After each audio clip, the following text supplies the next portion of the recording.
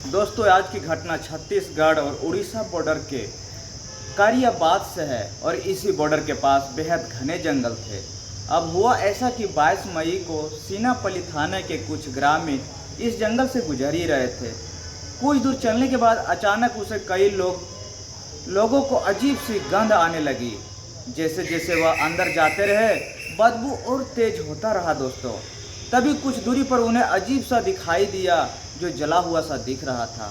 उन्हें सोचा कि चलो भाई पास जाकर देखते हैं। जैसे वे पास पहुंचते हैं, उनके पैरों तले ज़मीन खिसक जाती है दोस्तों, क्योंकि वहां पर एकदम आग जला शव पड़ा था।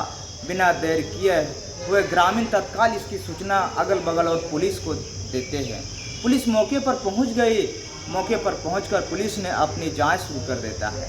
वहां पर उन्हें शव की कुछ खाली बोतलें और पानी के पाउच भी मिले। इसके अलावा मृतक का मोबाइल भी बरामद कर लेता है दोस्तों।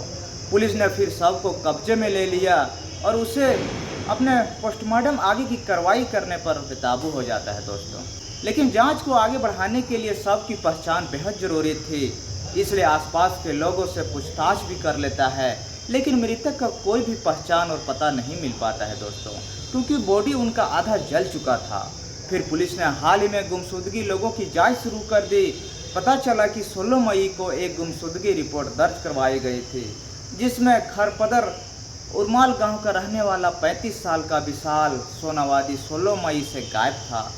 कदगाठी को देखते हुए पुलिस को शक हुआ कि शायद यह विशाल सेनावानी का ही शक है, हो सकता है। जिसके बाद विशाल सेनावानी के परिजनों के माता पिता को, भाई बहन को बुलाया जाता है। फिर शव को देखते ही उनके माता पिता पहचान लेते हैं, यह विशाल का ही शव है। अब शव की पहचान तो हो चुकी थी, लेकिन सबसे बड़ा सवाल यह था कि आखिरकार विशाल के साथ ऐसा क्या हुआ। इसके बाद पुलिस ने सबसे पहले सीसीटीवी फुटेज खंगालने शुरू की। कॉल डिटेल की जानकारी निकाली गई, तब जाकर एक जानकारी सामने आती है। पता चला कि आखिरी बार विशाल ने ममता नाम की महिला से बात की थी। वहीं ममता के पास मोबाइल का लोकेशन जांच की, तब पता चला कि घटना के वक्त ममता के अलावा कुछ और मोबाइल घटना स्थल पर एक्टिव थे, जो वहां का नेटवर्क पकड़े हुए थे। शक के आधार पर ममता को हिरासत में लिया जाता है। पूछताछ शुरू हुई।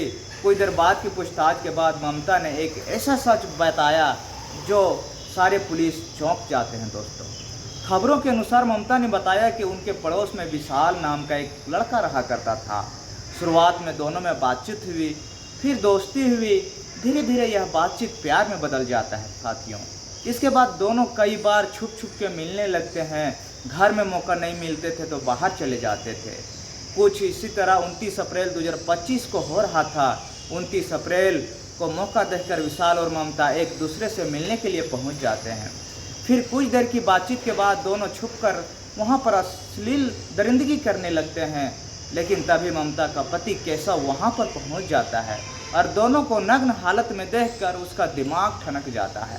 केशव ने जब उन दोनों को ऐसी स्थिति में देखता है, तब गुस्से से वह लाल पीले हो जाते हैं, अपना आपा खो देते हैं। सबसे पहले उसने विशाल को वहीं पर पकड़ा और उसकी जमकर पिटाई कर देता है। लेकिन मौका देखकर विशाल वहां से भाग निकलता है। फिर केशव अपनी पत्नी पर झपट पड़ता है।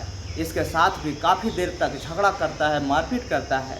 लेकिन इतना सब होने के बाद केशव का गुस्सा शांत नहीं होता है दोस्तों। उसके मन में बदले की आग जलने लगती है। उसे समझ नहीं आ रहा था कि आखिर ये क्या हो गया, क्यों कर रहा था। 13 मई को वह अपनी पत्नी को लेकर उसके मायके पहुंचता है। मायके पहुंचकर उसने ममता के दोनों भाई ईश्वर और सागर सुनानी को यह बात सुनाई जाती है। यह सब सुनते ही ममता के दोनों भाई गुस्से से आग बबूला हो जाते हैं। और अब ममता का पति केशव और उसके दोनों भाई एक ही चीज़ चाहते थे कि वह था कि बदला कैसे लिया जाए। लेकिन उन्हें कुछ समझ नहीं आ रहा था कि आखिर वह अपने बदले की आग को कैसे बुझाए। जिसके बाद तीनों ने मिलकर एक प्लान बनाता है। सबसे पहले उन्होंने ममता से कहा कि तुम विशाल को फ़ोन लगाओ और अपने झांसे में उसे बुलाओ। छत्तीसगढ़ के उड़ीसा के बॉर्डर के पास उसे जंगल के पास बुलाओ। उसे कहना कि मैं तुमसे अकेले मिलना चाहती हूँ, मैं तुझके कुछ बात करूँगी, वहाँ पर बुला कर लाना। फ़ोन करने के बाद खापर पर गांव से 3 किलोमीटर दूर जंगल में तीनों वहाँ पर पहुँच गए थे। यह बिल्कुल उड़ीसा और छत्तीसगढ़ के बॉर्डर का बीच का जंगल था दोस्तों। वहाँ पर पहुंचकर तीनों ने जमकर शराब पी और विशाल का इंतजार करने लगे। कुछ देर में ही अंधेरा हो गया था और शाम ढलते ही एक मोटरसाइकिल की रोशनी, माथे पर हेलमेट पहने वह मोटरसाइकिल एक जगह पर जाकर रुक जाती है। आरोपियों ने तुरंत पहचान कर लेता है कि विशाल का ही मोटरसाइकिल है और मौका देखकर तीनों ने उसी वक्त उस पर हमला कर देता है दोस्तों। हमला इतना ज़बरदस्त था कि उसी वक्त विशाल की सांसें थम जाती है। लेकिन इस घटना के बाद तीनों का डर सताने लगता है दोस्तों, कहीं पकड़े जाने का। लेकिन इस घटना के बाद इन तीनों को डर सताने लगता है दोस्तों कि कहीं वह पकड़े नहीं जाए। उनकी पूरी ज़िंदगी जेल की सलाखों में बीतेगी, इसलिए उन्होंने फिर सबूतों को मिटाना शुरू कर देता है और इसके बाद वहाँ से फरार हो गए।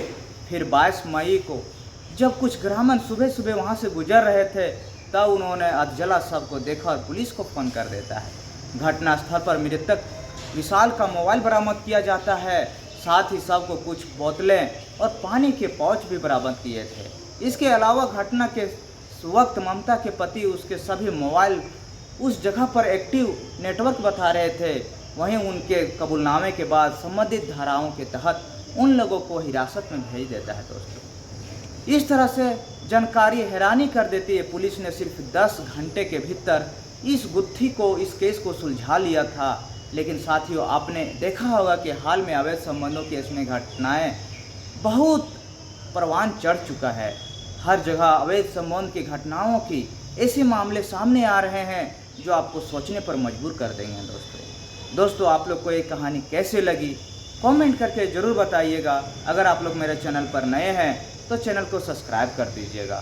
फिर मिलते हैं एक नए वीडियो में, तब तक के लिए नमस्कार।